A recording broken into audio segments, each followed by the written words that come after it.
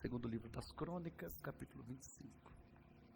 Essa mesma história, essa mesma base que nós estamos, está também em 2 Reis 14. Então haverá um complemento, você vai me ver indo de 2 livros, mas é a mesma história, elas se complementam. 2 Reis capítulo 14 e 2 Crônicas capítulo de número 25. Colocaram hora para mim aqui, ó. Já me deram a letra da hora que eu tenho que acabar o culto. Obrigado, Luiz. Obrigado. Vou seguir o cronômetro aqui, tá? Deixa comigo. 2 Crônicas, capítulo 25. Versículo de número 1. Quem encontrou, diga, eu amo a Bíblia. Voltou, Alexia? Você está bem, Alexia? Então tá. Lê, Alexia. Vai. Amazias tinha 25 anos. Quantos anos? Então já pega a caneta que você está na sua mão, já risca aí o nome Amazias e a idade que ele tinha. Isso é muito importante. E quantos anos ele tinha? Bonitinho. Vai.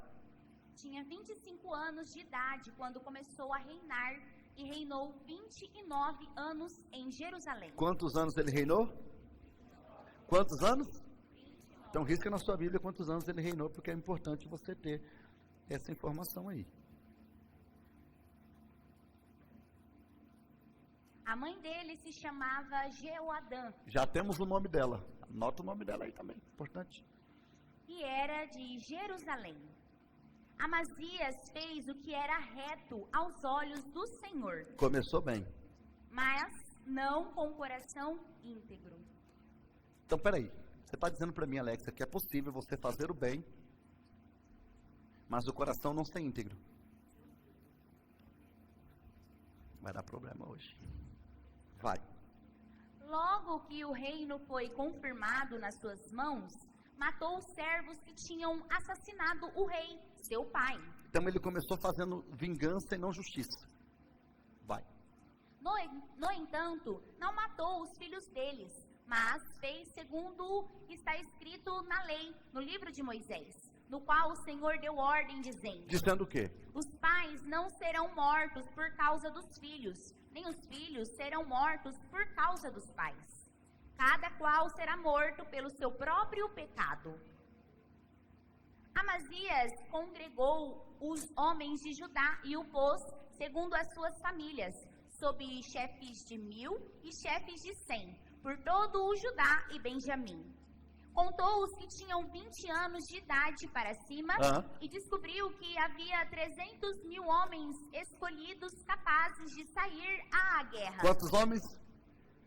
Fala comigo, quantos homens? 300.000, vai. Capazes de sair à guerra, a lança e escudo. Também contratou 100.000 homens valentes de Israel por 3.400 quilos de prata. Porém, certo homem de Deus foi falar com Amazias e disse... Disse o quê? Ó rei, não deixe que o exército de Israel o acompanhe, porque o Senhor não está com Israel, isto é, com nenhum dos filhos de Efraim. Vai. Porém, vá sozinho, entre em ação e seja corajoso. Do contrário, Deus faria com que você caísse diante do inimigo, porque Deus tem poder para dar a vitória ou a derrota. Então segura. Peraí. Lê de novo essa última frase, que alguém tinha que fazer alguma coisa. Lê a última frase. Porque Deus tem poder para dar a vitória ou a derrota. Lê de novo. Porque Deus tem poder para dar a vitória ou a derrota. Lê de novo. Porque Deus tem o poder para dar a vitória ou a derrota. Lê de novo. Porque Deus tem o poder para dar a vitória ou a derrota. É Deus que tem poder de te dar a vitória ou te dar a derrota. Não, você não depende de ninguém, você depende de Deus. É Deus quem decide quem vence. É Deus que define o placar. Diga para quem está do teu lado, diga, é Deus que define o placar da sua história. É Deus que decide se você vence ou se você perde. Não adianta você fazer aliança com um ou com o outro, foi Deus que decidiu. É Deus que decide. Agora, olha o versículo de número 9, que você quer resposta para alguém, você senta devagar. Lê o versículo 9. Amazias perguntou ao homem de Deus: Perguntou o quê? E o que será dos 3.400 quilos de prata que paguei às tropas de Israel? Vou tomar prejuízo? A pergunta dele é essa. Eu paguei, eu contratei quem eu não devia, fiz aliança com quem não devia, já está pago. Eu não vou devolver dinheiro.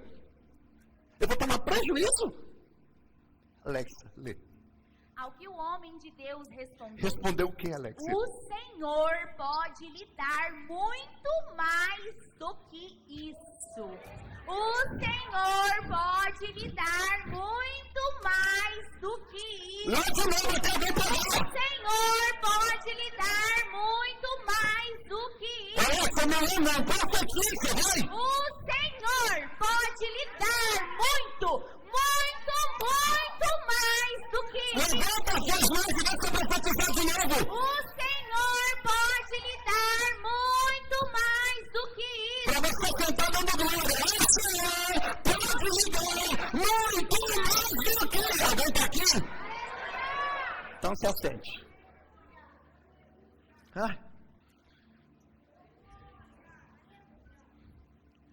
Hoje nós daremos continuidade à nossa série de mensagens sobre os reis de Judá.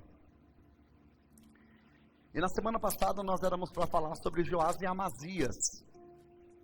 Mas aí não deu certo falar de Amazias porque a hora foi embora e não nos deu tempo de pontuarmos acerca desse personagem, Amazias. Hoje nós falaremos sobre Amazias e sobre Uzias.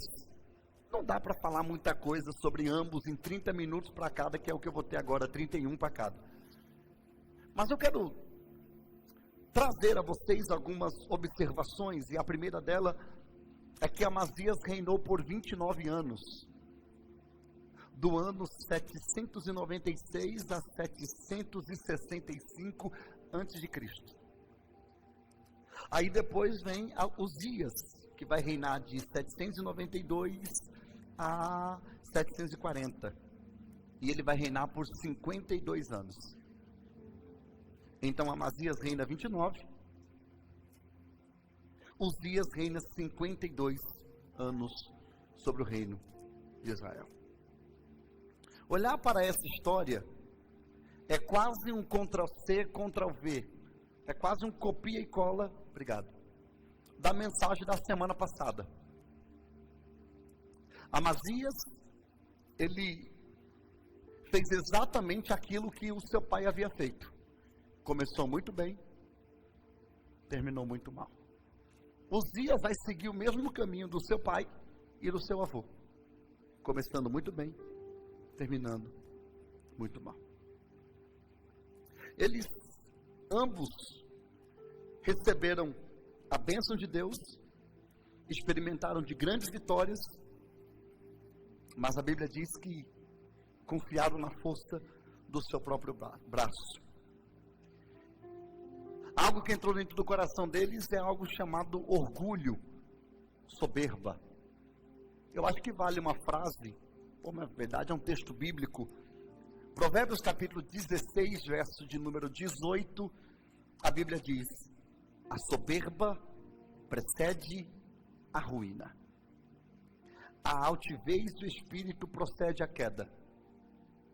Toda vez que você confia na força do seu próprio braço, você entra de nariz levantado e sai de cabeça baixa. Mas toda vez que você confia em Deus, você pode até entrar de cabeça baixa, mas sairá de cabeça erguida. A Bíblia diz que Amazias é uma espécie de homem que decidiu obedecer a Deus pela metade. Vê se isso faz sentido para você. Amazias é o rei que decidiu obedecer a Deus pela metade. No capítulo 25, versículo de número 2, está a primeira pedagogia acerca desse rei por nome de Amazias. O texto diz: fez o que era reto aos olhos do Senhor.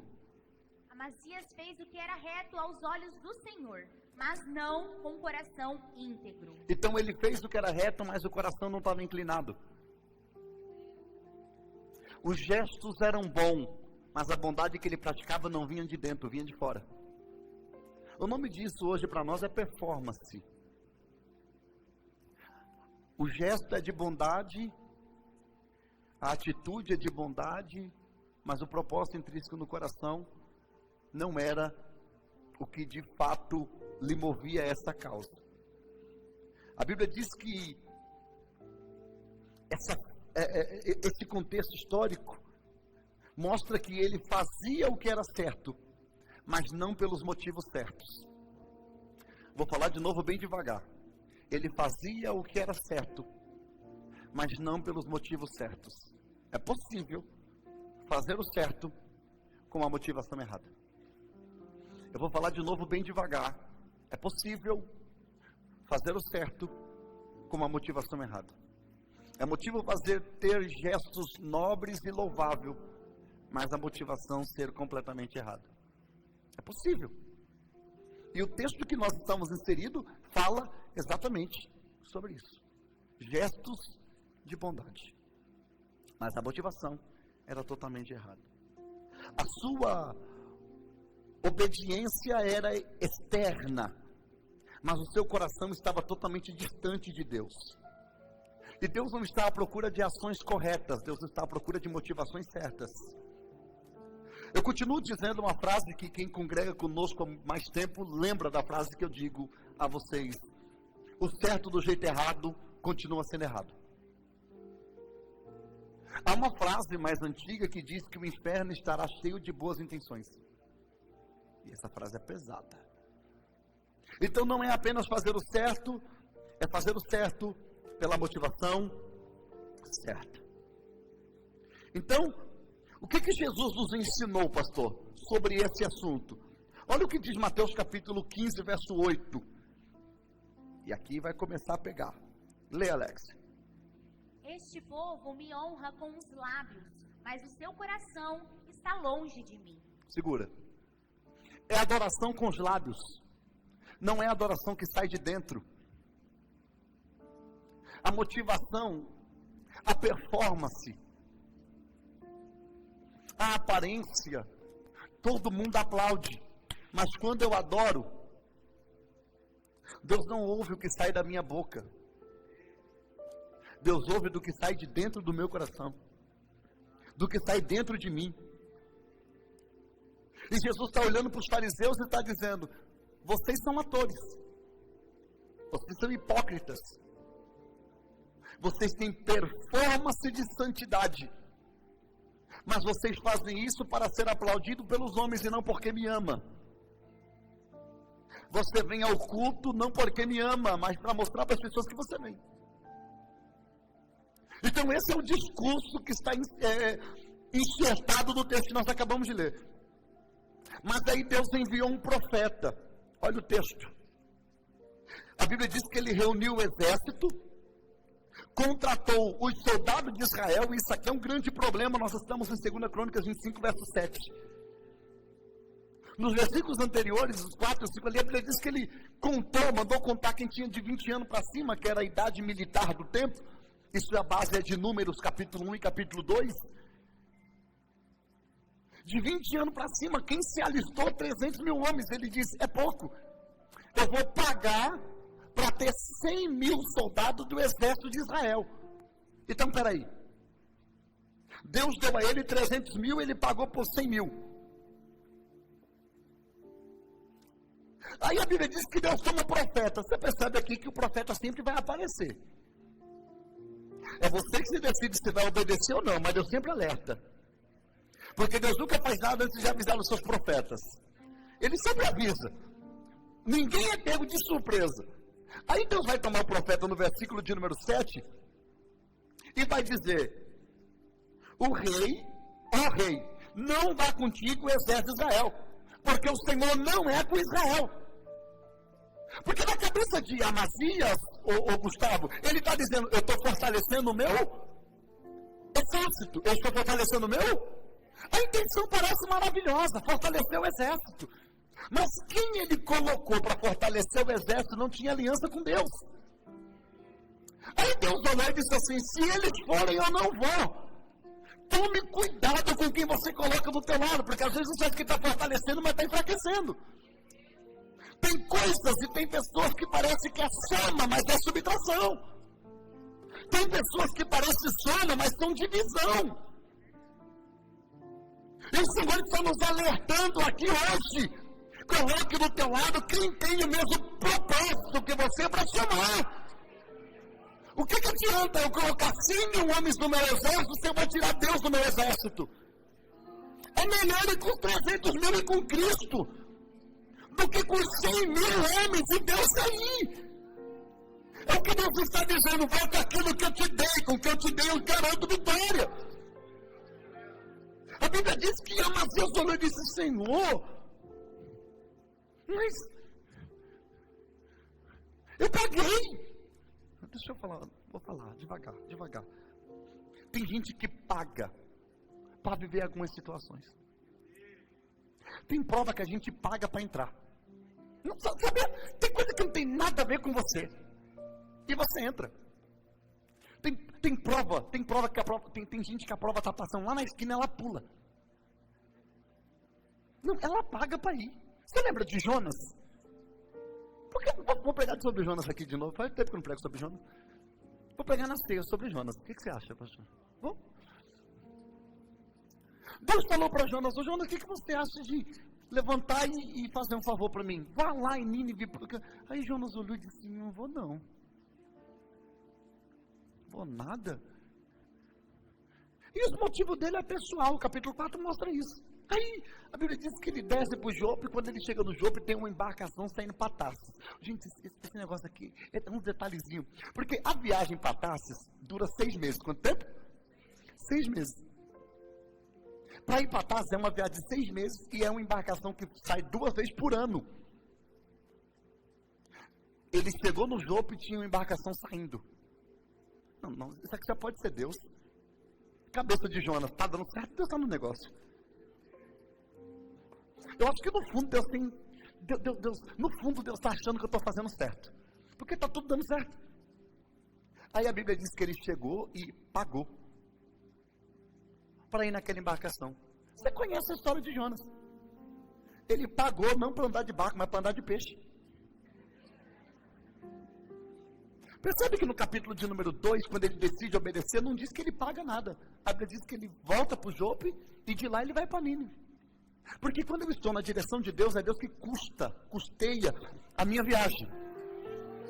Mas quando eu saio, eu começo a pagar preço. É aquele ditado, pagar o preço. Está pagando preço. É o preço da desobediência. Pagou. Agora o profeta diz, Deus não está nisso? Pergunta.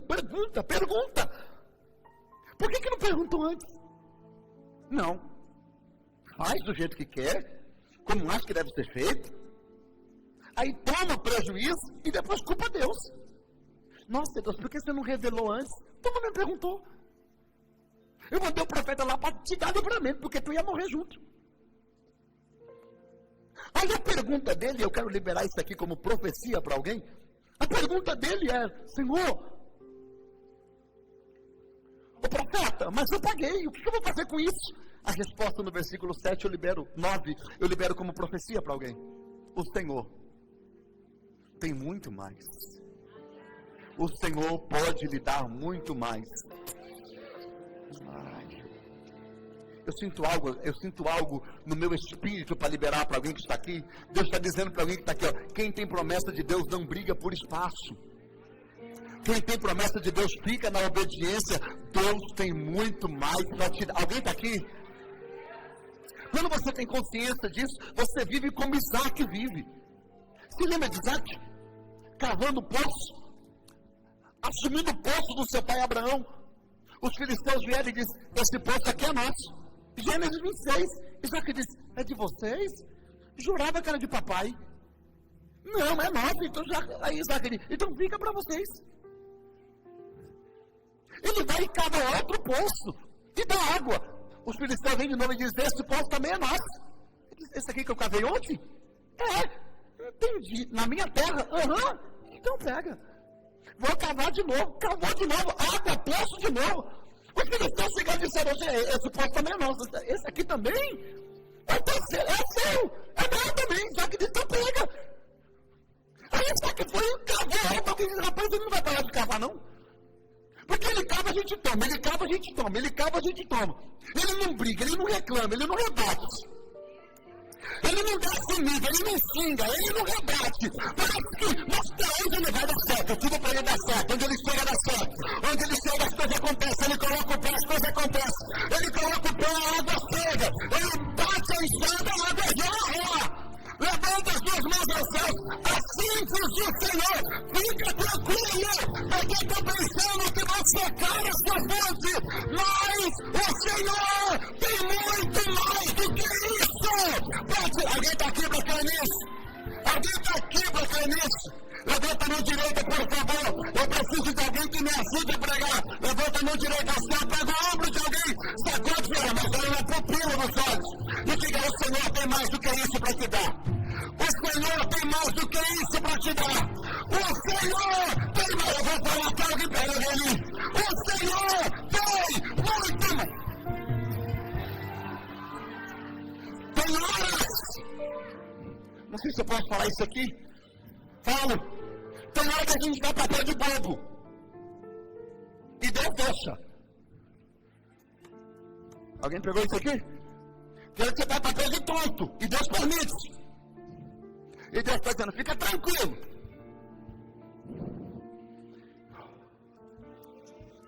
Vontade de liberar uma palavra profética. Lá vai. Com Deus você ganha perdendo e perde ganhando. Com Deus você ganha perdendo e perde ganhando. Alguém está aqui? Assim diz o Senhor, andando certo.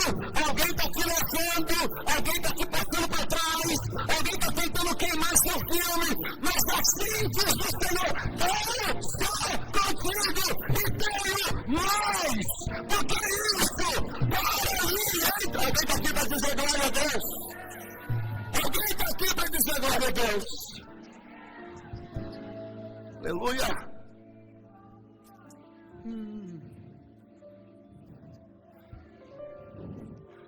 Anota. A obediência custa algo. A obediência custa algo. Mas a desobediência custa muito mais. Eu vou falar de novo bem devagar. A obediência custa algo. Mas a desobediência custa muito mais. Não pense que é fácil obedecer, vai custar alguma coisa. Mas a desobediência é bem mais caro. Na obediência, o meu cachê, o meu caixa paga. Na desobediência não tem jeito. A desobediência custa muito mais. A Bíblia diz que Amazias, como seu pai, também errou. E dos erros de Amazias está no capítulo de número 25, no versículo de número 14. Porque a Bíblia diz que ele sobe com os 300 e Deus dá vitória a ele. Era para morrer, mas obedeceu, viveu. A obediência dele deu vitória contra os adomitas. Mas a Bíblia diz que quando Hugo, está me ouvindo? Está me ouvindo? Hugo, quando ele vence a batalha, quando ele vence a guerra, olha o que esse miserável fez. Ele pegou os deuses dos amobitas e levou para Israel. Aí Deus tomou o profeta. 14. Vai. Quando Amazias voltou da matança dos edomitas, trouxe consigo os deuses dos filhos de Ser. Tomou-os por seus deuses, adorou-os e lhes queimou incenso. Nossa, olha isso aqui. Ele vence uma nação, pega os deuses que perdeu a batalha e leva como seus deuses, ignorando o Deus que lhe deu vitória. Faz sentido para você o que eu estou pregando? Ele trocou o Deus que lhe deu vitória pelos deuses que ele acabou de vencer. Ele tirou o altar de Deus, colocou o Deus dos adomitas e entregou o altar. Deixa eu tentar melhorar. Ele recebeu nesse altar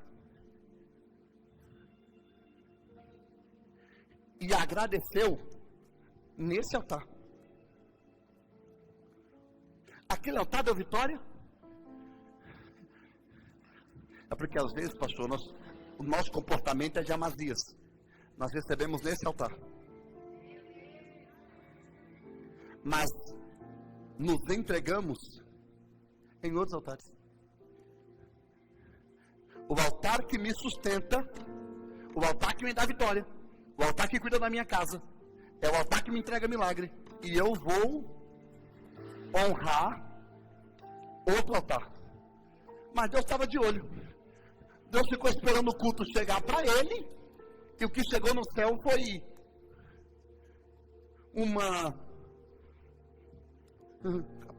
uma idolatria, uma adoração a deuses pagãos. Aí Deus falou assim: eu tenho um profeta na terra ainda. Levantou o profeta. Alexia. Vai, Alexia. Então o Senhor ficou irado com O Senhor ficou o quê? Irado. Não, fala comigo. O Senhor ficou o quê? Irado. Vai. Com Amazias.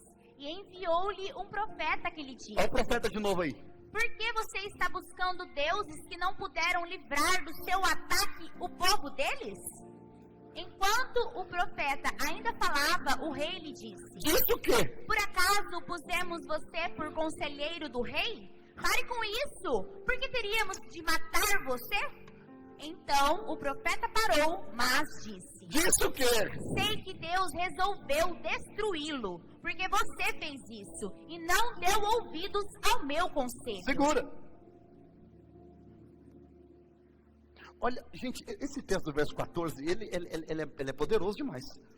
Olha o que Deus fala através da boca do profeta. Porque você está adorando os deuses e o seu Deus te deu vitória. Eu vou tentar de novo dizer isso aqui.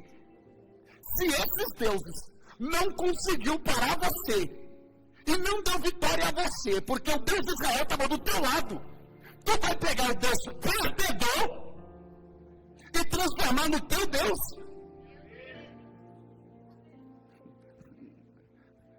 Conta essa parte depois, Luiz. Eu li esse texto e fiquei assim, ó, na sala de casa. Burro, cara, burro. Não, ele é muito burro. Ele pegou o Deus vencedor e trocou pelo Deus perdedor. Aí Deus está no profeta e diz: você trocou em Deus. Não sei se eu posso liberar assim. Posso, Lé? Posso? Você me libera? Me libera. Escuta, faz um fundo musical para me liberar essa palavra aqui para eles, Marco. Um fundo musical de pressão. Porque o que ele está dizendo é mais ou menos isso. Você está trocando um Deus que vê por um Deus que tem olhos e não vê. Você pegou um Deus que tem boca, mas não fala. Você pegou um Deus que tem mão, mas não se mexe. Você pegou um Deus que é de escultura. Você pegou um Deus que é de madeira. Você pegou um Deus que é de gesso. O nosso Deus é um Deus invisível, mas ele tem olhos como chama de fogo.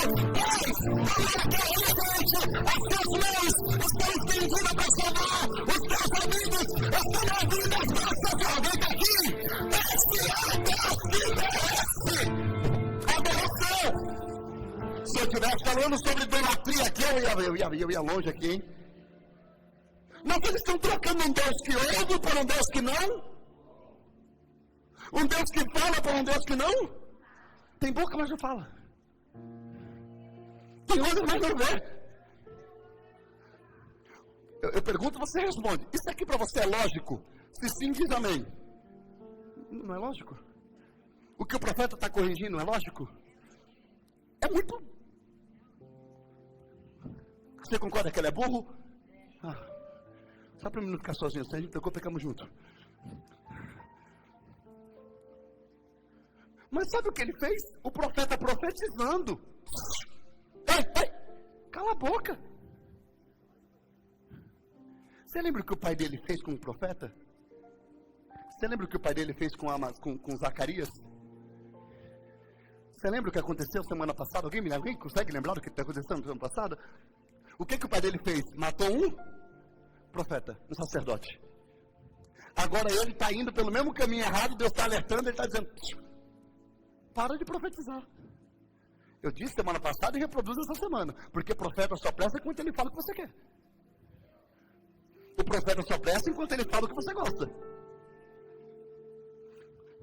O profeta só é bom se ele diz aquilo que eu quero.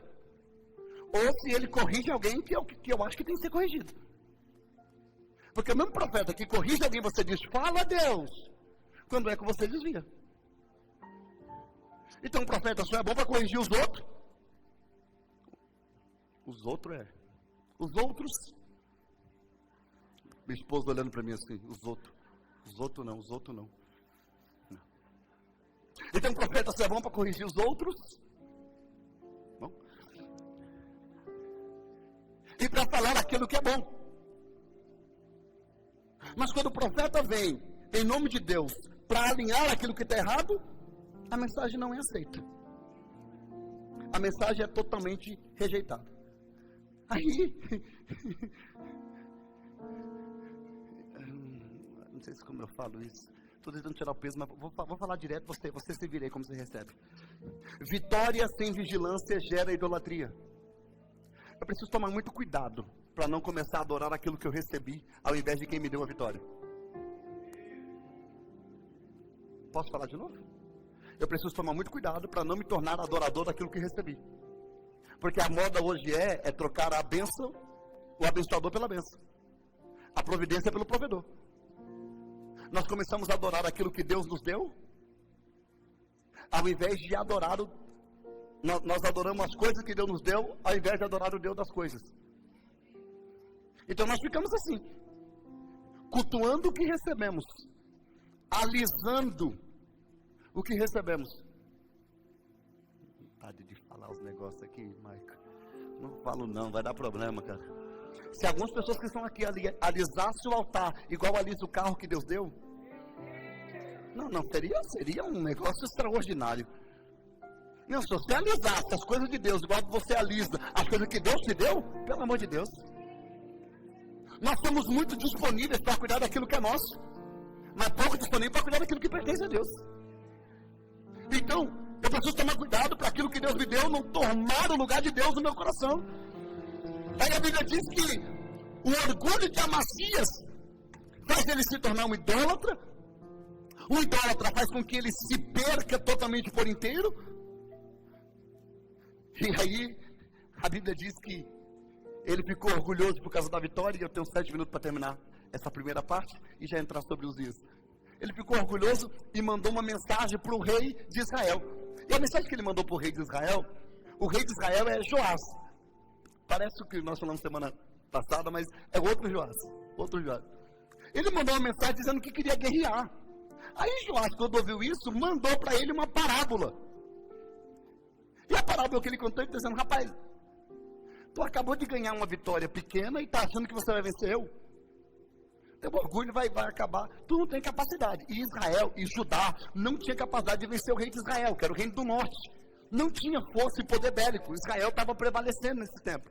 Aí a Bíblia diz que tudo isso foi permissão de Deus para que Amazias fosse totalmente destruído. Eu vou ler o texto porque esse texto aqui é sensacional.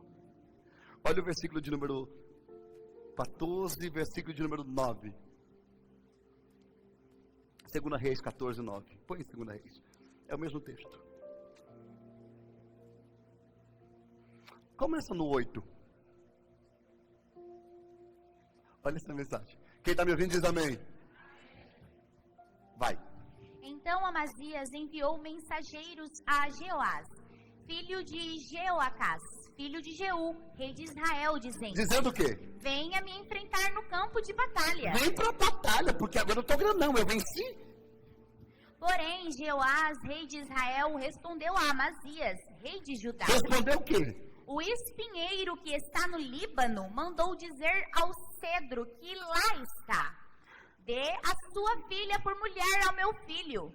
Mas um animal selvagem que estava no Líbano passou e pisoteou o espinheiro. Olha o recado que ele está mandando através de uma parábola. Tu é pequeno, tu é espinheiro. Tu está querendo enfrentar eu? Você não tem condição. Vai. Na verdade, você derrotou os edomitas e o seu coração se encheu de orgulho. O seu coração se encheu do quê? De orgulho. Guarda essa palavrinha, seu coração se encheu do quê? Porque a vitória que não está em Deus. Eu preciso tomar cuidado com as vitórias que eu recebo, porque as vitórias podem me colocar contra o Deus que me deu vitória. Sabia que é perigoso o dom te deixar orgulhoso e você acaba perdendo o Deus que te deu o dom? É muito perigoso o orgulho. Olhe para cá, vai. Glorie-se disso e fique em casa. Fique em casa que é melhor para você. Vai. Por que provocar um mal que trará somente desgraça para você e para Judá? Mas Amazias não quis atendê-lo. Então Jeoás, rei de Israel, avançou contra Amazias, rei de Judá.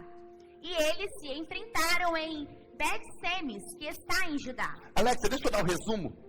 Joás, ou Jeoás, como está no texto, esmagou Amazias, por permissão de Deus. Por quê? Porque ele não ouviu conselhos. Ele foi derrotado e totalmente humilhado. Anota. Quando o orgulho fecha os olhos, quando o orgulho fecha os ouvidos, a derrota abre os olhos. Eu vou de novo. Quando o orgulho fecha os ouvidos, a derrota abre os olhos. Tem gente ignorando conselhos, ignorando o culto, ignorando a palavra, ignorando a direção. Mas Deus está dizendo, a derrota vai te abrir os olhos, já que você não consegue abrir os ouvidos, porque eu estou te falando. Porque tem gente que só aprende apanhando. Tem gente que só aprende se arrebentando. Mas aí a Bíblia diz que Deus vai levantar o filho dele. Ele morre, Deus vai levantar o filho dele. E a partir de agora eu tenho 33 minutos para dizer para vocês sobre esse texto. O filho dele se chama Uzias.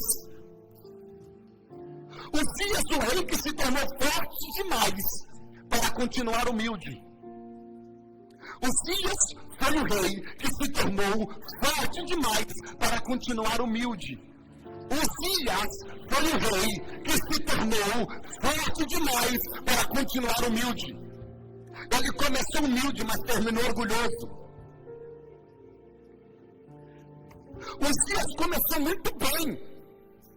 Em qual modo ao ser pai, ele foi maravilhosamente bem. O capítulo de número 26 de 2 Crônicas, o versículo de número 4, lê o verso 1 até o 5, vai. Porque eu quero montar ponto introdutório de Uzias aqui, vai. Todo o povo de Judá tomou Uzias, que tinha 16... Quantos anos ele tinha?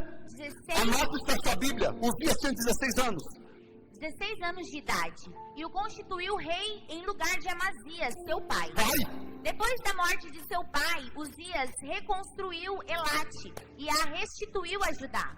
Uzias tinha 16 anos de idade quando começou a reinar, e reinou 52 anos em Jerusalém. Vai. A mãe dele se chamava Jecolias e era de Jerusalém. Vai. Ele fez o que era reto aos olhos do Senhor. Lê de novo. Ele fez o que era reto aos olhos do Você vê que Senhor. todo mundo começa igual. Todo mundo começa agradando a Deus, vai. Segundo tudo que Amazias, seu pai, havia feito. Propôs-se buscar a Deus nos dias de Zacarias, que era sábio nas visões de Deus.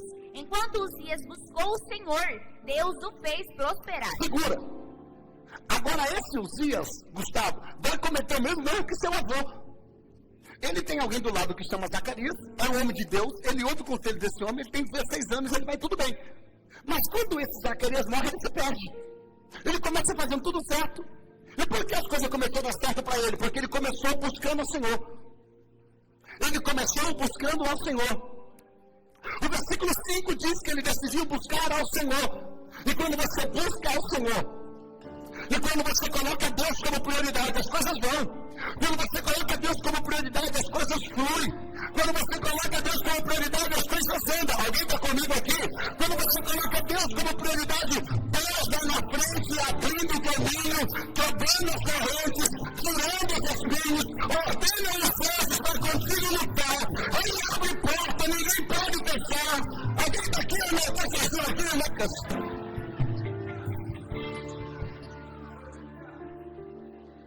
Provoca alguém que você coloca Deus como prioridade.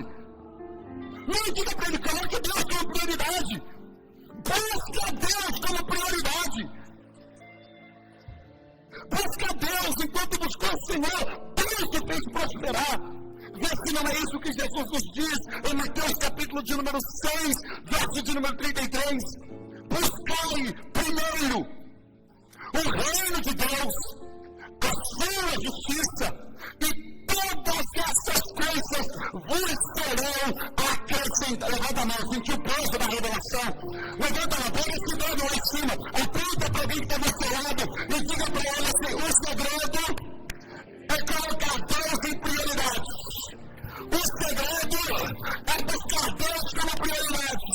O segredo é buscar Deus como prioridade.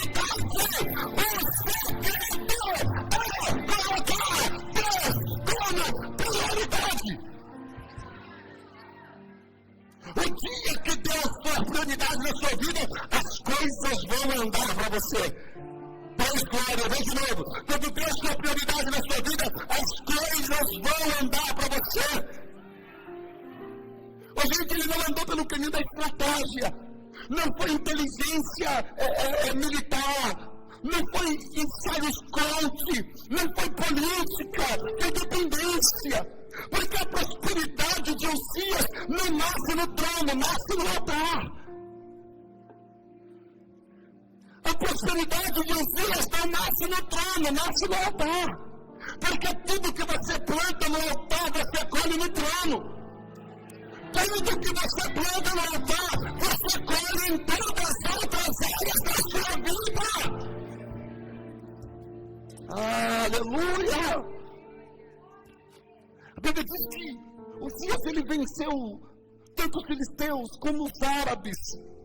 No capítulo de número 26, versículo de número 8, vai nos dar essa informação. Lê, Alex. Os amonitas pagavam tributo a Uzias, que chegou a ser tão poderoso que a sua fama se espalhou até a entrada do Egito. Vai. Uzias construiu torres em Jerusalém, junto ao portão da esquina, junto ao portão do vale e junto ao portão do ângulo, e as fortificou. Também construiu torres no deserto e cavou muitas cisternas, porque tinha muito gado, tanto nas Cefelá como nas campinas. Tinha lavradores e vinhateiros nos montes e nos campos férteis, porque era amigo da agricultura. Uzias tinha Segura, diga comigo. Desenvolvimento militar. Desenvolvimento econômico. Construiu cisternas. Fortaleceu campos. Valorizou a produção. E colocou tecnologia militar. Foi Uzias que fez os instrumentos, os lançadores de pedra, que você já viu na guerra, que hoje são bolas de ferro. Hoje para nós é canhão. Aquilo ali, quem produziu no exército de Israel foi Uzias. Uzias pegou Israel de uma maneira e levou Israel em um nível poderosíssimo. O versículo de número 15 vai contar um pouco sobre isso. Olha o 15. Em Jerusalém, ele fabricou máquinas. Não, lê de novo, Alex. Em Jerusalém, ele fabricou máquinas. Alex, por favor, lê de novo. Em Jerusalém, ele fabricou máquinas. Olha o tempo que esse cara está vivendo, 700 anos antes de Cristo. Lá em Jerusalém, ele era tão poderoso que ele começou a pegar os tributos e começou a preparar o exército de Israel. Ele começou a fazer máquinas. Vai!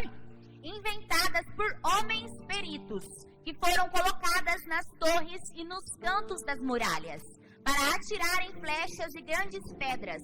A fama de Uzias se espalhou até muito longe, porque ele foi maravilhosamente ajudado, até se tornar muito poderoso. Até se tornar muito? Poderoso. Não, fala comigo. Até se tornar muito? Poderoso. Não, fala fortinho, bonitinho. Até se tornar muito? Poderoso. Ele era o top da galáxia. Uzias era incrível, todo mundo falava o nome dele. Não, esse aí, consertou o templo, reformou o templo, deu poder bélico, construiu máquinas, desenvolveu o poder militar, colocou tecnologia no exército. Esse cara é incrível. Ele foi se tornando tão grande. Era tanto elogio, que nós chegamos no versículo 16. Segura a bomba.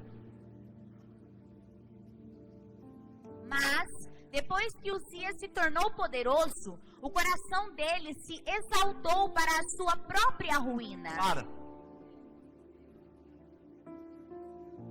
Tem tradução que diz que ele ficou tão orgulhoso. Pode sentar. Que o orgulho dele destruiu ele. Ele foi ficando tão grande, tão... Se eu vontade de falar um negócio aqui, Éder. Se eu falo, cara, tem gente que só consegue ser fiel a Deus pequeno. Sabia que o grande problema, o grande demônio de algumas pessoas é a grandeza? Sabia que... Vontade, pastor Reginaldo, posso falar, pastor Reginaldo? Tem gente que só consegue ser crente pobre. Não, tem gente que se Deus der um pouquinho mais, ele se perde. Não, entendeu? Tem pessoa que não consegue congregar, não, porque não. Fica, de vez de ficar abençoado, fica tonto. Conhece gente que ficou besta? Gente que ficou tonta? Se perdeu na própria colheita. Ficou tão orgulhoso que foi se enchendo, e querendo exigir coisas que nunca esteve na sua patente. Tem gente, Zaqueu, que você olha e diz, meu Deus do céu, tão bonzinho, né? Mas sofre tanto. Não consegue ter nada na vida de Jeová. Senhor, abençoa. Jeová, se eu abençoar, eu perco. Esse aí só consegue ser santo assim, pobre. 3 pessoas saindo da igreja aqui.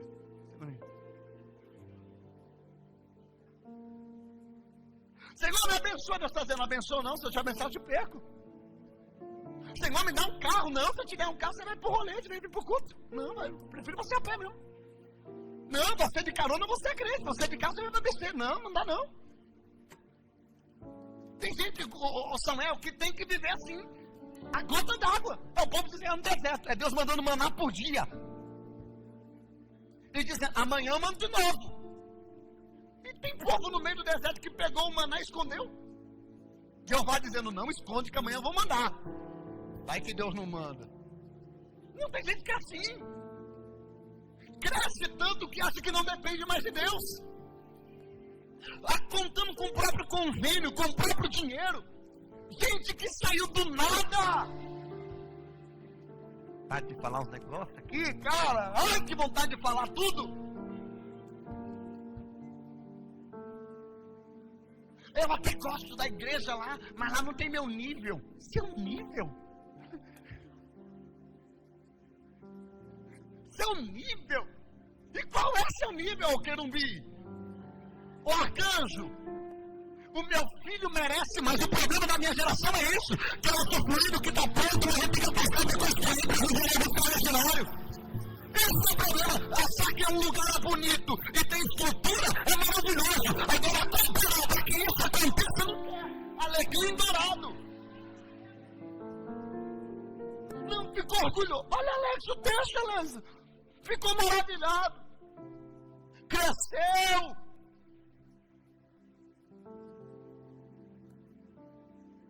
Provoca alguém que está perto de você e diga assim, Deus quer te fazer crescer. Mas teu coração te atrapalha muito. Deus olhou aí, enxergou os negócios e disse, vou perder. Não, se eu der eu perco. Senhor, eu queria uma televisão maior. Deus está dizendo, nem que eu te dei. A que eu te dei, está te tirando do culto, mas e se eu te der maior? Dá não, vou queimar a tua. Não, melhor televisão queimada e salvação garantida. É melhor lá a eternidade. Não, tem gente que não consegue. Ah, não, eu tô por cima da carne seca. Terça-feira vai pro culto, vou nada, vou lá em Rio Preto, no Outback. Outback. Outback. Cara, não tem pecado no Outback, quando for me leva. Não é isso que eu estou falando, é porque nós começamos a trocar a Deus por aquilo que Deus nos entregou. Nós começamos a trocar a bênção pelo abençoador. O problema desse camarada ficou grande. Recebeu um elogio. Não sei se eu falo. Cuidado com o elogio. O elogio se coloca no lugar que não é teu. Vou falar. Ser humilhado é melhor do que ser elogiado. Porque a humilhação te coloca no teu lugar e o orgulho te coloca no lugar que não é teu. O elogio te coloca numa porta. Eu vou falar, olha aqui no meio dos versos. O elogio te leva para uma plataforma tão alta, que você fica lá sozinho depois igual tonto. Não consegue mais descer para se relacionar com ninguém. Mas quando você é humilhado em Deus, você é exaltado por Ele e reconhece que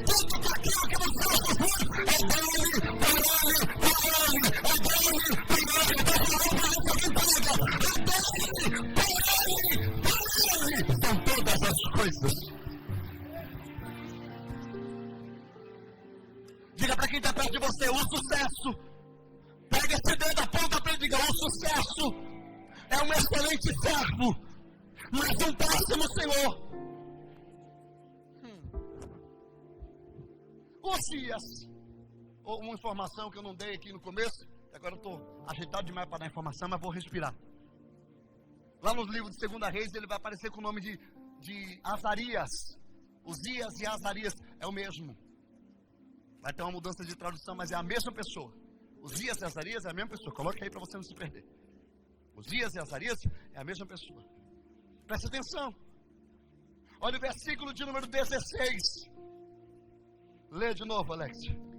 Mas depois que Uzias se tornou poderoso, o coração dele se exaltou para a sua própria ruína. Para a sua própria ruína. Vai. Ele cometeu uma transgressão contra o Senhor, seu Deus, pois entrou no templo do Senhor para queimar incenso no altar do incenso. Olha aqui! Ô Lucas, por que esse ar aqui está desligado? Tá o controle aqui, Lucas? Não, tá aqui. Vocês querem me matar, cara? Vou morrer não. Esqueceu, né, Lucas? Não tá nem no cou. Coloca no cou aqui.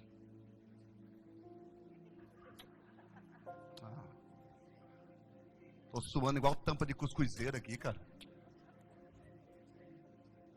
Não aguento não. Eu não tô em pecado. E eu não vou tirar meu moletom, vou pregar com ele. Olha pra cá. O orgulho é a galinha que choca todos os ovos do pecado. Anota essa frase que ela é boa. O orgulho é a galinha que choca todos os ovos do pecado. Todo pecado nasce no orgulho. Vontade de falar uns negócios aqui, pastor Giovanni. Não existe nenhum sentimento no mundo que nos assemelhe tanto ao diabo como o orgulho. Vou falar de novo. Bem devagarzinho. Não existe sentimento no mundo que nos assemelhe tanto ao diabo como o orgulho. Eu gosto do texto de Ezequiel e de Isaías falando acerca de Satanás. Diz: eras perfeito em tudo que fazia, até que foi encontrado orgulho em teu coração. Sabe por que o diabo perdeu o céu? Não é porque ele adulterou, não. Ninguém fala nada agora, olha lá. O diabo não perdeu o céu porque acendeu um cigarro de maconha. O diabo não perdeu o céu porque fornicou. O diabo não perdeu o céu porque cheirou cocaína. Ele perdeu o céu porque foi encontrado orgulho em seu coração. E o orgulho te deixa insatisfeito. Faz com que você deseje ter aquilo que você... Faz com que você acha que mereça ter aquilo que você não tem direito. É que é engraçado. Esses dias eu vi alguém pregando e disse: coloca Deus na parede.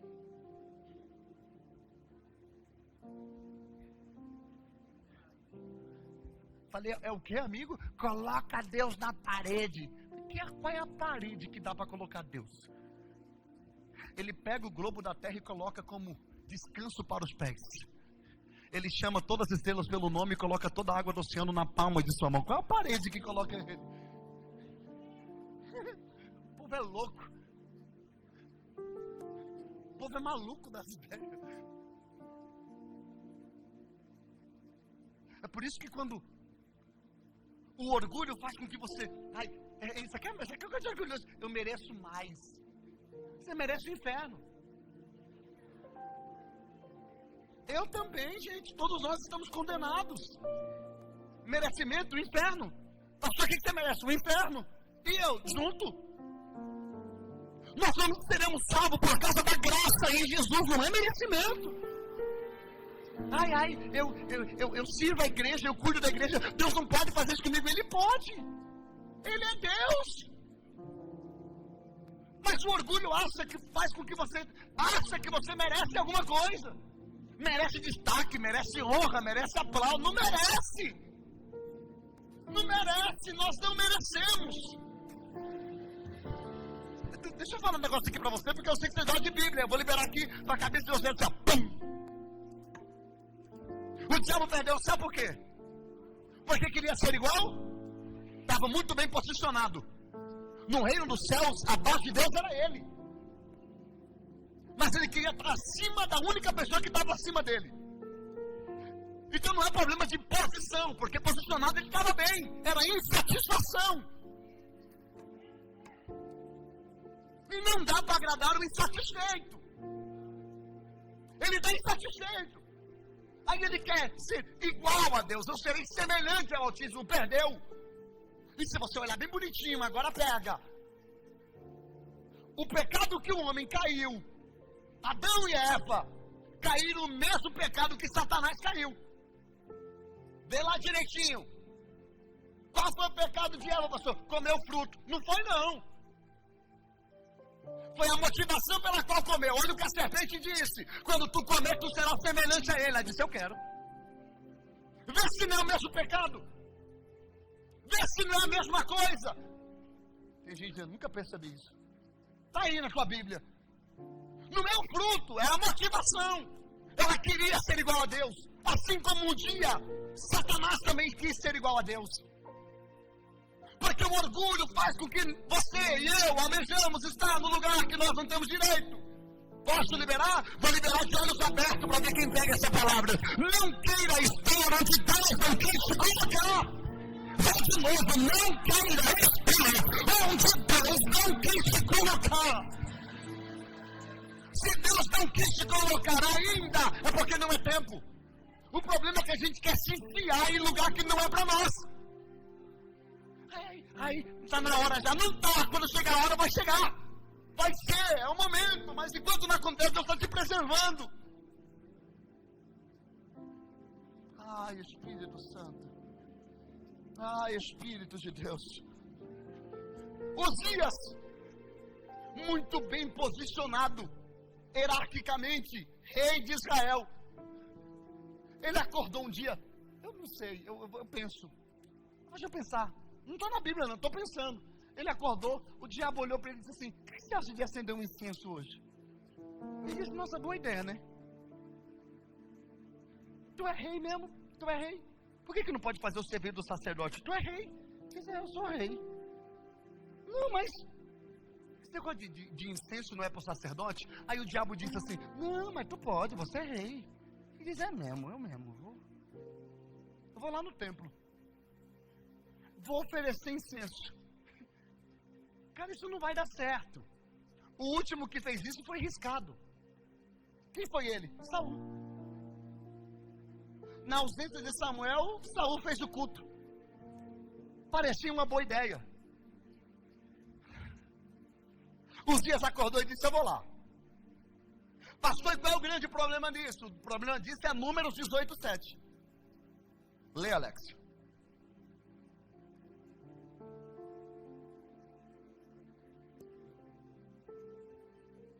Mas você e os seus filhos atenderão ao seu sacerdócio. Olha Deus dizendo aos filhos de Arão, vai.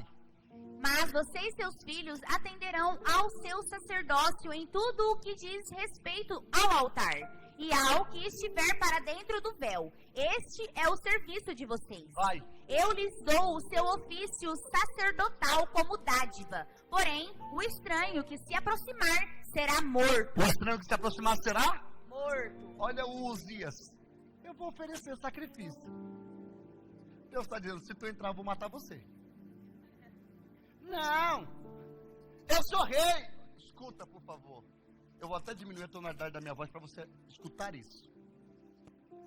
Ser um bom motorista de carro não te habilita a pilotar um avião. Não é porque você é bom em uma coisa que você pode fazer tudo. Esse é o grande problema. As pessoas são boas lá fora e acham que chega aqui dentro. Quer tapete vermelho pelo que faz lá fora. Lá fora tu pode ser o presidente da república. Aqui dentro você é servo. Tem um aleluia ali sozinho. Não tem problema não. Mas não. O político, porque ele é político. Quem estava terça-feira passada, rei é político. Vou oferecer sacrifício. Quando ele está entrando com incenso para oferecer o culto, a Bíblia diz que Deus levantou 80 sacerdotes para impossibilitar. Olha o versículo de número 19. 19. Então Uzias se indignou. Ele tinha o incensário na mão para queimar incenso. Melhore, coloca o 18. Olha o 18. Eles enfrentaram o rei Uzias. Porque ainda tem sacerdote que enfrenta político.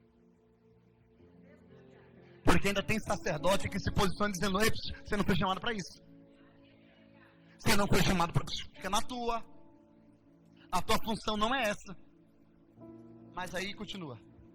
E lhe disseram: Disseram não o quê? compete a você, Uzias, queimar incenso diante do Senhor, mas aos sacerdotes filhos de Arão, Vai. que são consagrados para esse serviço. Saia do santuário. Saia do santuário. Eu sou rei, saia do santuário, mas eu sou bom, saia do santuário. Sabe o que é isso aqui, pastor Júnior? É preservação. Porque se ele entrasse, ele o quê? Morria. O sacerdote está dizendo: não faz isso.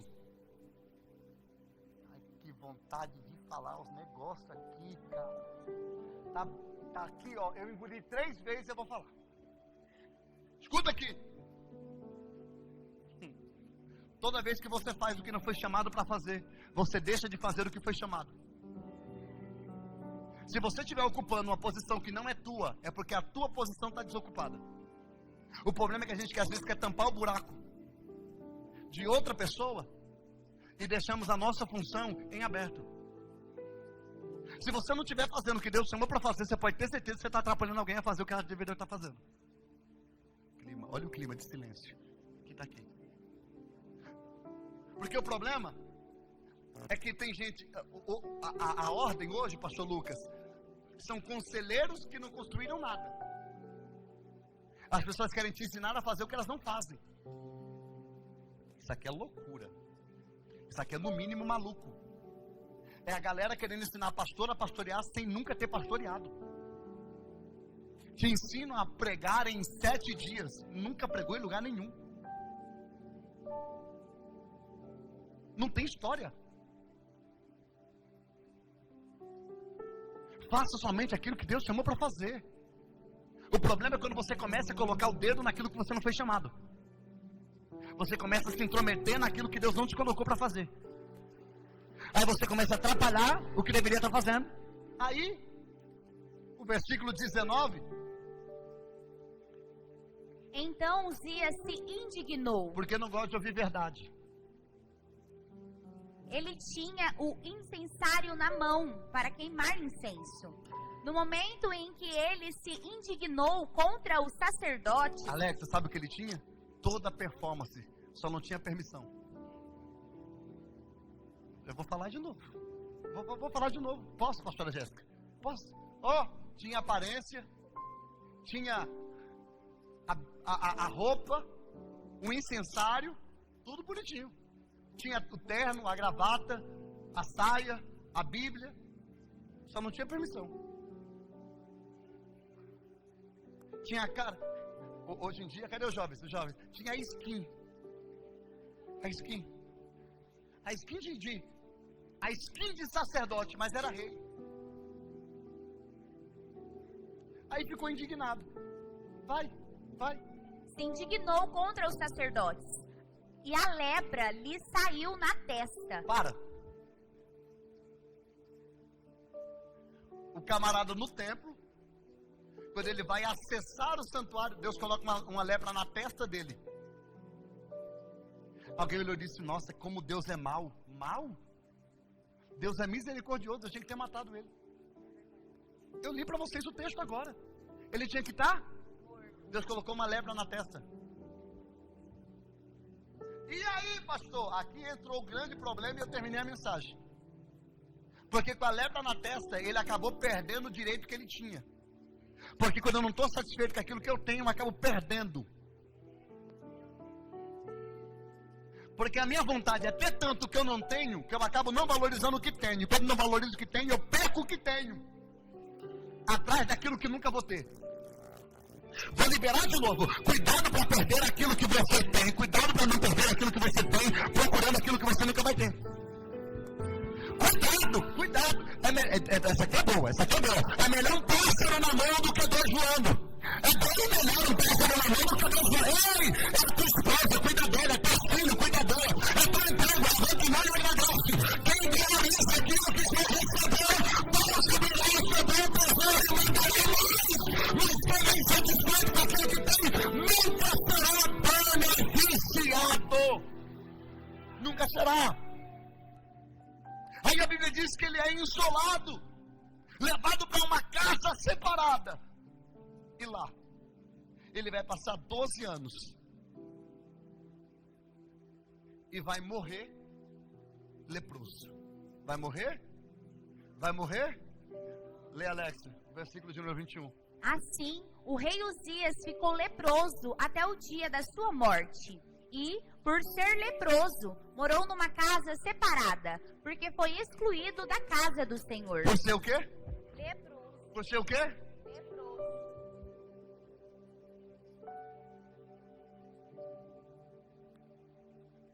Ele continuou sendo rei? Ele continuou sendo rei? Sim ou não? Sim ou não? Sim. Ele continuou sendo rei. Ele tinha trono, sim ou não? Sim. Ele tinha banquete de rei, sim ou não? Sim. Só não podia comer. Ele tinha trono, só não podia sentar. Ele tinha nome, mas não tinha mais autoridade. Porque a desobediência faz isso conosco. Nos deixa com o nome, mas sem autoridade naquilo que fomos chamados para fazer. E eu estou pregando para alguém hoje aqui, porque a lepra faz isso, pastor Lucas. A lepra tira tudo de nós. A lepra tira tudo que nós temos para casa. Imagina Marco, ele deitado numa cama, em uma casa separada, deixando o trono vazio por 12 anos. As pessoas pegam comida e colocam por baixo da porta. Ninguém pode entrar. Ele tem esposa, mas não pode tocá-la. Ele tem filhos, mas não pode abraçá-las. Porque a lepra é totalmente contagiosa. E quem ele tocar vai ficar leproso também. Então, a maior receita, o maior remédio para quem estava leproso, para quem se ama, é a distância. É o viver longe. É o viver distante. Olha o que a lepra fez. Lhe roubou a família, lhe roubou o trono, lhe roubou o lugar que Deus havia lhe dado. E ele morreu. Morreu leproso.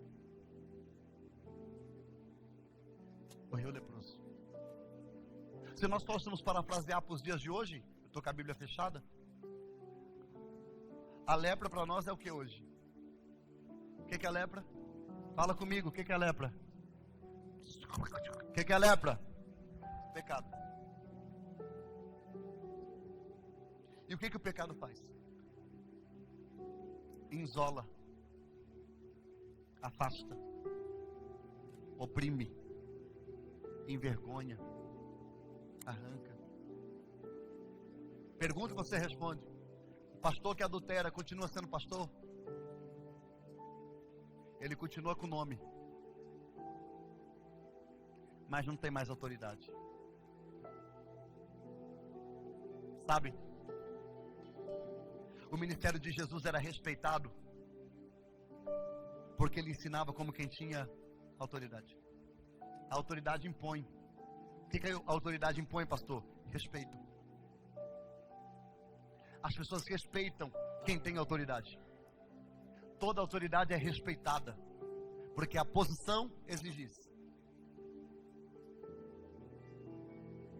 Pastor, qual é a diferença de unção e de autoridade? Eu te conto. Porque tem gente que tem unção, Nayara, mas não tem autoridade. Vou falar de novo. Tem gente que tem unção, mas não tem autoridade. Pastores e líderes, ouça isso que eu estou falando. Presbíteros, tem gente que tem unção, mas não tem autoridade. Qual é a diferença, pastor? Eu te conto. A unção é o semáforo, que tem 3 cores: vermelho, laranja e verde. Quando tem um semáforo, aqui não sei se tem essa permissão, mas lá em São Paulo, porque é muito perigoso, depois de meia-noite, não dá para parar no semáforo. Então, se o semáforo fecha, você olha para o lado e para o outro e passa. Aquele semáforo é unção. Durante o dia, quando você passa no semáforo aqui, verde, vermelho, você para. Mas dependendo o horário, o dia e a correria, você faz assim, ó. Vai falar que é só eu. Todo mundo já fez isso, sim ou não? Os Uber, olha só, 3 nomes aqui, Jesus. É assim, Zaqueu? Me conta aí, é assim, pastorzão? Dá aquela olhada assim e vai embora, vaza. Fica parado ali. Mas quando você passa num semáforo, que ele tem aquele pardalzinho, aquilo ali é autoridade. Aquilo ali é autoridade. Porque você olha e você até pode passar, porque o cenário é mesmo, não tem carro vindo. Mas você sabe que se você passar, você vai receber uma cartinha em casa. E não é de amor. Não tem I love you, baby. Não tem. Você não para por causa do sinal ou do semáforo, porque não é a cor do semáforo que te para. É você saber que se você passar, haverá consequências. Essa é a diferença de unção e autoridade. As pessoas respeitam a autoridade porque sabem que se desonrar a autoridade, e a autoridade não é humana, é divina. Então sabe o que permaneceu na cabeça de Uzias? A coroa. Mas sabe o que saiu? A unção. Alguém dizia assim: não, mas o rei falou. Que rei? Uzias. Ele tem coroa? Tem. Ele tem trono? Tem. Ele tem palácio? Tem. E mas tu vai obedecer o que ele está falando? Não. Por quê? Ele é leproso. Então ele continua sendo rei, mas a lepra lhe tira a autoridade. O que é a lepra? O que é a lepra?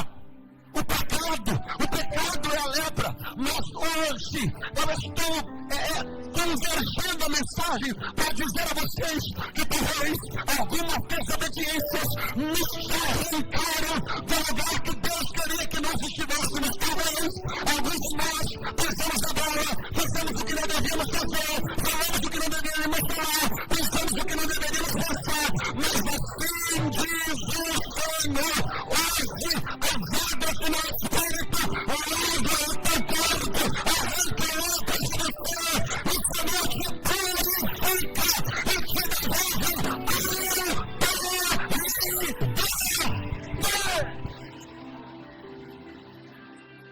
levanta a mão direita ao céu, eu terminei. Aponta esse dedo para alguém e diga: Uzias morreu, ele trouxe e sem autoridade. Diga de novo: Uzias morreu, ele trouxe e sem autoridade. Mas você está purificado e recebe a autoridade. Eu vou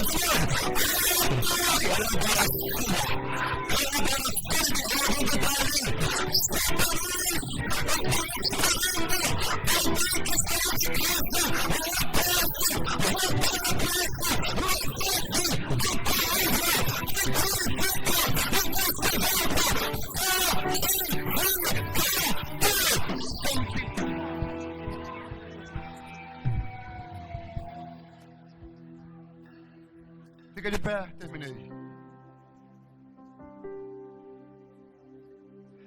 Eu não sei se você concorda comigo, mas é melhor obedecer do que morrer leproso. Não sei se você concorda. Melhor obedecer do que morrer leproso. Ah, Jesus. Ah.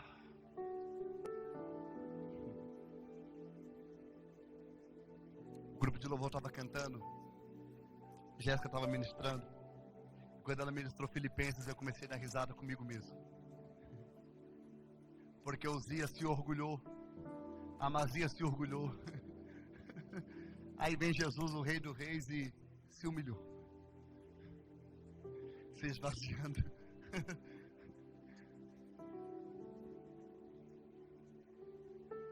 Jesus tem uma mensagem que ele prega para os orgulhosos. Ele diz assim: aprendei de mim, que sou manso e humilde. A escola é o deserto, o professor é Jesus Cristo. Para todo soberbo, Deus tem um deserto para te ensinar a ser humilde. Eu vou de novo. Para todo soberbo, Deus tem um deserto para te ensinar a ser humilde. Eu vou pela terceira vez. Para todo soberbo, Deus tem um deserto para te deixar humilde. Jesus vai te ensinar. Ele vai te ensinar. É?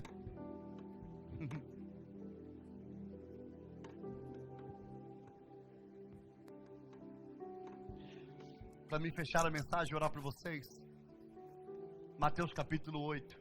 Eu terminei. Pastor, eu prometo que eu terminei. Jesus terminou o sermão da montanha, Diaconisa Emília. Quando Jesus termina o sermão da montanha, ele começa a descer o monte. Quando ele começa a descer, vem um leproso. O leproso deveria estar no leprosário, mas aquele leproso decidiu ir para os pés dele. Ele sabia que era leproso, mas ele decidiu: eu não vou morrer leproso. Ele vai até os pés de Jesus e o adora. Mesmo leproso, ele adorou. Aí ele terminou a adoração. Ele levantou e olhou para os olhos de Jesus e disse: mestre, se tu quiseres, tu pode me limpar. O versículo de número 3. Jesus estendeu a mão, tocou nele. Não, peraí. Acho que você não ouviu. Jesus estendeu a mão, tocou nele. Não se pode tocar em leproso, porque a doença é contagiosa. Jesus estendeu a mão. Quem viu um leproso corria. Jesus estendeu a mão, tocou nele. Olha o que Jesus disse: alguém pegar, pega. Jesus estendeu a mão, tocou nele e disse: eu quero. Jesus está dizendo para alguém que está aqui: se fosse daqui, Senhor, eu sou pecador, eu sou leproso, a lepra do pecado vem em mim, mas mesmo assim eu vou te adorar, mesmo assim eu vou exaltar. E se o Senhor quiser, o Senhor pode me limpar. A resposta de Jesus é essa: eu quero.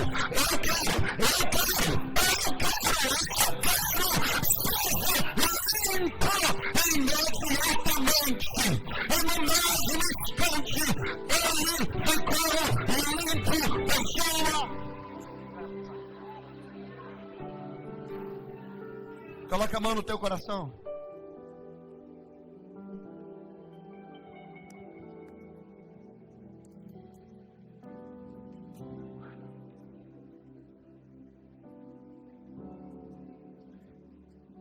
Sabe aquilo que está grudado em você?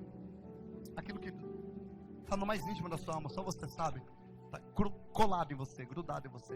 Você não está sabendo lidar, não está conseguindo vencer, está tirando a sua paciência, seu sono, te preocupando. Diga para Jesus assim. Pode falar baixinho, mas diga para Ele: Senhor, essa situação aqui, especifica ela. E diz: essa situação aqui, Senhor, se o Senhor quiser, o Senhor pode limpar. Eu não consigo, mas se o Senhor quiser, eu sei que o Senhor pode. Diga para Jesus: Jesus, essa conta aqui, ó. Senhor, essa dor aqui, esse problema aqui, esse negócio aqui que está no meu casamento, esse negócio aqui que está esse negócio aqui, Senhor, esse espinho que está aqui, ó, me furando todo dia, está tirando seu sono, você não sabe mais o que fazer. Jesus está dizendo: fala para mim, me conta agora, nesses minutos, antes de eu te liberar. Não adianta fingir que está tudo bem. Se de ti eu recebi perdão, mas não consigo perdoar ninguém. A outra face eu não dei, só o meu ego escutei. Até amei os meus amigos, mas meus inimigos odiam na minha hipocrisia. Me achei melhor que o outro. Perdão que você não está conseguindo liberar. Sem perceber. Algo que você não está conseguindo lidar. Diga para ele. Estava no meu olho. Porque às vezes nós somos assim. Em pele de ovelha. As nossas atitudes é de lobo. Agindo com Senhor, tira o lobo que está dentro de mim. Me esqueci do reino, juntando os meus tesouros. Ah, Jesus, diga pra ele. Quebra o meu orgulho e faz-me olhar pra cruz. Diga isso. Tira a dureza do meu coração. Tira de mim, Senhor, aquilo que De joelhos. aquilo que ninguém sabe, aquilo que eu nunca consegui contar pra ninguém. Mas tá aqui, eu sei que isso te desagrada. Tua graça Eu sei que isso te fere. minha cara Não, Jesus não vai te expor, Ele quer te curar. e me ensina o Ele quer arrancar de você, Senhor. Ele está dizendo, Senhor, me ajuda. Ele está dizendo, eu quero. do bebedo e partilhar do pão.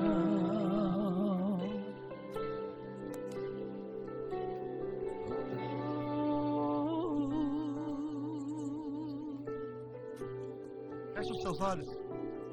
Mantenha a base comigo.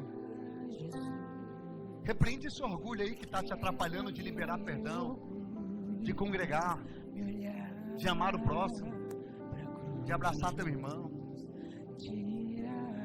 Esse orgulho que te faz achar que você merece uma mulher melhor do que a esposa que você tem. Esse orgulho que faz você achar que você merece um homem melhor do que o esposo que você tem. Esse orgulho que te faz achar que você merece receber mais do que você recebe. Esse orgulho que não te permite agradecer por aquilo que você já tem, mas te faz reclamar por aquilo que você ainda não recebeu e acha que você tem direito. Esse orgulho que te faz querer desviar, sair da igreja, porque Jesus não fez o que você orou, o que você pediu, como se Ele fosse obrigado a fazer isso para ser Deus na sua vida. Senhor, quebra o meu orgulho. Quebra o meu orgulho. Tira de mim tudo aquilo que me tira do Senhor. Perdoa meu jeito, Senhor. Perdoa meu orgulho. Me perdoa se eu não consegui agradecer pelo que o Senhor fez, enquanto eu estava preocupado por aquilo que ainda não foi feito. Senhor, perdoa a minha hipocrisia. Se em algum momento eu achei que eu sou melhor do que alguém, me perdoa, Senhor. Me converte, me ajuda. Eu sou tão falho, Jesus. Eu preciso tanto da sua graça. Oh, meu Deus, me converte. Estar aqui no altar não me faz melhor do que quem está embaixo. Senhor, me converte, me ajuda. Me ajuda, Senhor. A mesma graça que salva o drogado me salva. Eu não sou melhor do que ninguém. Me ajuda, me ajuda, me ajuda. Senhor, eu estou orando por mim agora. Me ajuda. Me ajuda. Me ajuda. Me ajuda, Senhor, a não criticar quem tem pecado diferente do meu. Porque às vezes eu consegui vencer algumas coisas que o meu irmão não conseguiu ainda. Mas eu tenho pecado, Senhor amado, que eu ainda não consegui vencer. Mas os meus irmãos já conseguiram. Me ajuda. Eu preciso. Me ajuda. E me ensina o valor da comunhão, do beber do vinho e partilhar do pão. Cuidado pro teu orgulho não tirar tudo. Acende as luzes para mim amarela. Cuidado pro orgulho não te tomar tudo. Eu sinto uma responsabilidade enquanto eu estou pregando essa palavra. Eu termino agora, eu prometo para você que eu dou a bênção agora, mas eu sinto um peso de responsabilidade com essa mensagem. O Senhor está falando claramente com alguém que está aqui. Isso aqui não é ensinamento, isso aqui é profético. O Senhor está dizendo para mim que está aqui, o teu orgulho vai acabar tirando tudo de você. Hoje eu estou te alertando com essa mensagem. Cuidado com o seu orgulho. Ele te assemelha com o diabo. E a humildade te assemelha a Cristo. Seja parecido com Cristo e não com o inimigo das nossas almas. Se você está precisando liberar o perdão para alguém e não consegue, ore sobre isso, porque isso é muito sério. Provérbios capítulo 6, verso 16, vai falar sobre 6 coisas que Deus odeia. E está listado em 6 tópicos. A primeira coisa que Deus odeia, em Provérbios 6,16, é os olhos cheios de orgulho. Deus odeia o orgulhoso mais do que Ele odeia o adúltero. Deus odeia mais o orgulhoso mais do que Ele odeia a fornicação. Vai doer. Deus odeia mais o orgulho do que Ele odeia o ladrão. É possível que alguém que esteja roubando o banco esteja melhor do que nós que estamos no culto com o coração cheio de orgulho. Essa palavra aqui não é para você marchar não, é para você pensar. Essa palavra aqui não é para você sair correndo, fazendo aviãozinho. Essa palavra é para você voltar para casa pensando quem eu penso que sou, para não perdoar alguém que me fez algo bem menor do que o que eu fiz para Cristo, e Ele perdoou meus pecados. Perdoar é um ato de inteligência. Eu libero vocês debaixo dessa palavra, porque eu passei alguns minutos do horário. Estenda as suas mãos.